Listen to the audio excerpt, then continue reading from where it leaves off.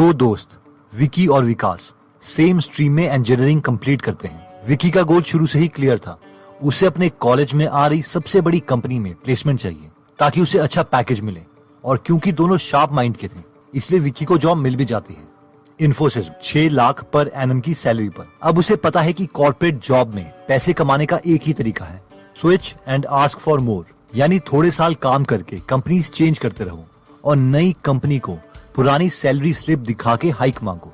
हर बार 10 से 40% की हाइक लो और लाइफ सेट है। एटलीस्ट उसे तो ऐसे ही लगा था। कॉलेज छोड़े हुए 10 से 12 साल हो चुके हैं और विकी बैंगलोर में 30 लाख का पैकेज भी ले रहा है, पर खुश नहीं है। फ्री टाइम नहीं है, टेंशन से बाल सफेद हो गए हैं, हेल्थ को कॉम्प्रोमाइज कर दिया है। विकी को अपने दोस्त विकास की याद आती है और विकी सोचता है, यार विकास क्या कर रहा होगा, वो तो कोई कैंपस प्लेसमेंट में बैठा भी नहीं था, उसकी तो मुझसे भी बुरी हालत होगी। कॉल करके पूछता हूँ। विकी विकास को कॉल करता है और पूछता है, हाँ भाई क्या चल रहा है? पहचाना, मैं विकी बोल रहा हूँ। यार इतने सालों से हमने बात ही नहीं की। विकास कहता है, बढ़िया है यार, मैं ठीक हूँ, तू सुना क्या चल रहा है, कहाँ है आजकल? विकी, बस यार कहाँ हूँगा, बैंगलोर में हूँ, कॉर्पोरेट के धक्के खा रहा हूँ। और थोड़ी प्राउड फीलिंग के साथ बोलता है, हाँ लगा है 30 लाख का पैकेज, अभी कंपनी चेंज करूंगा, नेक्स्ट कंपनी से 35 लाख मांग रहा हूँ, तू सुना क्या चल रहा है? विकास, बस यार तुझे कॉलेज में बताया तो था, मुझे फाइनेंशियल फ्रीडम और टाइम फ्रीडम दोनों चाहिए, अपना काम स्टार्ट करूंगा यही कहा था, वही कर रहा हूँ, खुद का छोटा सा बिजनेस है। विकी, गुड यार, कितना कमा लेता है? विकास, बस यार थोड़े बहुत कमा लेता हूँ।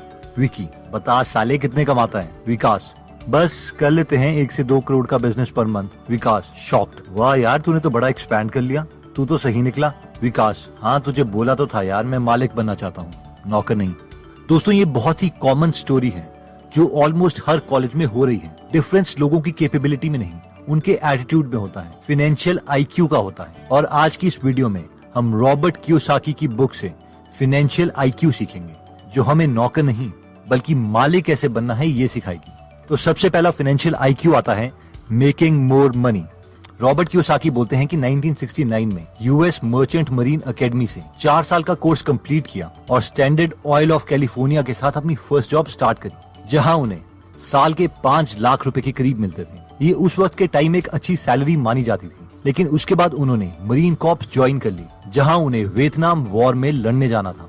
उस वक्त उनके सारे दोस्त वॉर में नहीं जाना चाहते थे, लेकिन उन्हें लगा कि उन्हें अपने देश के लिए कुछ करना चाहिए। लेकिन मरीन कॉर्प्स ज्वाइन करने के लिए उन्हें एक पे कट लेना पड़ा और एक मरीन कॉर्प को साल के सिर्फ 25,000 रुपए मिलते थे। 5 साल मरीन कॉर्प ज्वाइन करने के बाद वो दोबारा से सिविलियन बन गए और उनके सामने सबसे बड़ा चैलेंज फाइनेंशियल आईक्यू नंबर 1 बना, यानी मेकिंग मोर मनी, ज्यादा पैसे कमाने का चैलेंज। रॉबर्ट कहते हैं कि मैंने दोबारा से स्टैंडर्ड ऑयल कंपनी ज्वाइन करने के बजाय एक और पे कट लिया और ज़ेरॉक्स कंपनी ज्वाइन कर ली, जहां मुझे सिर्फ 720 रुपए पर मंथ मिलते थे। मेरी फैमिली को लगा कि वॉर के बाद मेरा दिमाग खराब हो गया है, इतनी कम सैलरी में मैं काम कैसे कर सकता हूँ।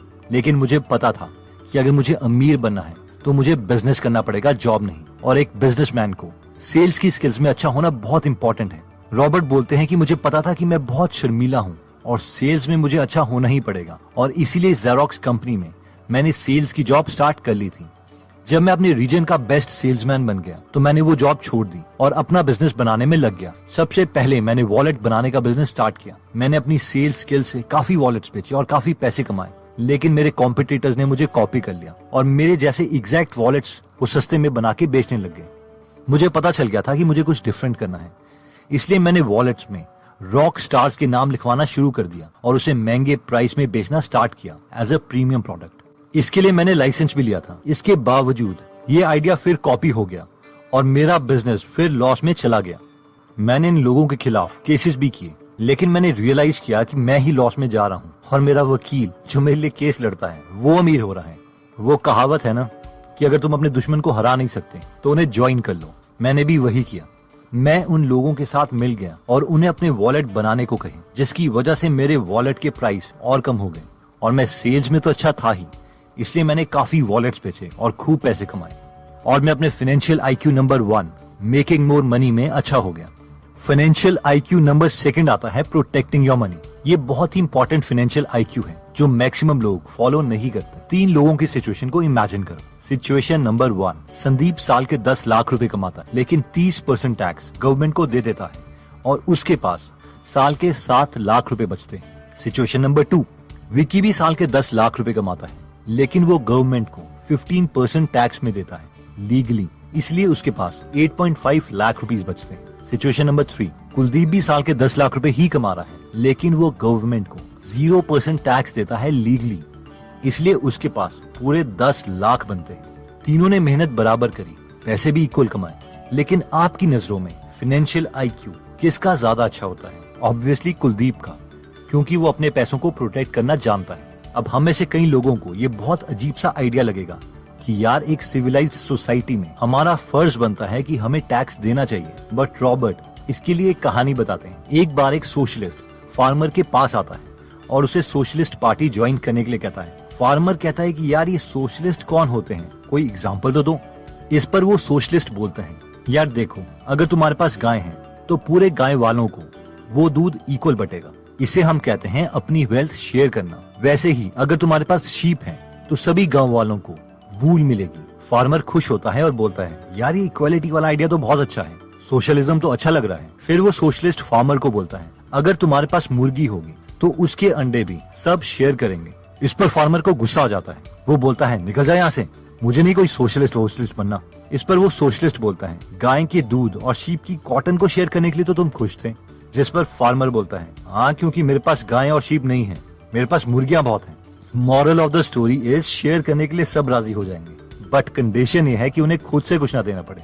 और रियल वर्ल्ड में भी ऐसा ही होता है। ये सबसे टैक्स लेके सबके लिए काम करने का आइडिया तो अच्छा लगता है, पॉलिटिशियन को वोट भी बहुत मिलते हैं, लेकिन कोई भी अमीर अपनी वेल्थ शेयर नहीं करता और टैक्स कम ही देता है, क्योंकि टैक्स की बुक में 95% पेजेस हैं जिसमें टैक्स से बचने के मेथड्स बताए हैं और सिर्फ 5% पेजेस टैक्स देने के बारे में। इसलिए अपना फाइनेंशियल आईक्यू बढ़ाओ और कम टैक्स दो।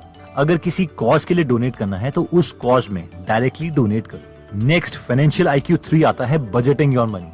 मिडिल क्लास लोगों का बजट, जो मिडिल क्लास लोगों को या तो मिडिल क्लास ही रखता है या फिर गरीब बना देता है, कुछ इस तरीके से दिखता है। सबसे पहले वो सारे खर्चे देते हैं जिसमें बिजली का बिल, दूध का बिल, पानी का bill, loan etcetera, house rent सब दिया जाता है, और बाद में सेविंग या इन्वेस्टमेंट पर ध्यान देते हैं। लेकिन वो मिडिल क्लास जो कल को अमीर बन सकते हैं और जिनका फाइनेंशियल आईक्यू ज्यादा है, वो सबसे पहले सेविंग या इन्वेस्टमेंट ही करते हैं और उसके बाद में वो इन खर्चों को देते हैं, और इस सीक्वेंस को वो कभी भी चेंज नहीं करते। रॉबर्ट बताते हैं कि उन्होंने और उनकी वाइफ किम ने एक अकाउंटेंट रखी थी जिसका नाम था बेटी। इन दोनों की मंथली सैलरी करीबन $1000 थी, लेकिन महीने का खर्च करीबन $1500 था। रॉबर्ट ने अपनी अकाउंटेंट बेटी को बोला कि $1000 में से 30% सेविंग और इन्वेस्टमेंट के लिए हम यूज करेंगे और बाकी $700 से हमें $1500 के एक्सपेंसेस मैनेज करने हैं। बेटी को बहुत गुस्सा आ गया। उसने कहा, नहीं, पहले हम ऐसा करेंगे कि हम पहले सारे उधार और एक्सपेंसेस देंगे और बाद में सेव करेंगे। लेकिन रॉबर्ट ने कहा कि अगर मैंने ऐसा किया तो मैं कभी भी अमीर नहीं बन पाऊंगा। तो moral of the story is कि जरूरी नहीं कि एक अकाउंटेंट फाइनेंशियल आईक्यू में भी अच्छा हो। फाइनेंशियल आईक्यू नंबर 4 आता है लेवरेजिंग योर मनी। जैसे गाड़ी की स्पीड तेज करने के लिए एक्सीलरेटर होता है, उसी तरीके से पैसों को जल्दी ग्रो करने के लिए लेवरेज होती है। आइए इसे सिंपल शब्दों में समझते हैं। जब एक मिडिल क्लास इंसान खुद इन्वेस्ट करता है तो उसकी लेवरेज 1:1 होती है, यानी आपकी ₹1 की इन्वेस्टमेंट ₹1 ही रहेगी। लेकिन अगर आप बैंक से पैसे लेते हैं या किसी इन्वेस्टर से पैसे लेते हैं तो आपकी लेवरेज 1:4 हो जाती है, यानी ₹1 का इन्वेस्टमेंट से हम ₹4 की इन्वेस्टमेंट कर सकते हैं। फॉर एग्जाम्पल, रॉबर्ट ने एक 300 यूनिट का अपार्टमेंट जो कि $20 मिलियन का था उसे लिया था। उसमें खुद के $4 मिलियन डाले और $16 मिलियन बैंक लोन लिया, यानी उन्होंने 4:16 दैट इज 1:4 की लेवरेज ली। अब जितनी भी उन्हें रेंटल इनकम आती है उसे वो लोन ही देते हैं। इसके बहुत फायदे हैं। 1, अगर वो खुद पूरे $20 मिलियन इन्वेस्ट करते तो शायद उन्हें पैसे इकट्ठा करने में 10 साल तक लग जाते। फायदा नंबर 2, जब 10 सालों में वो एक्चुअल में 20 मिलियन की प्रॉपर्टी खरीदते तब तक उस प्रॉपर्टी की एक्चुअल कीमत 20 मिलियन से ज्यादा हो जाती।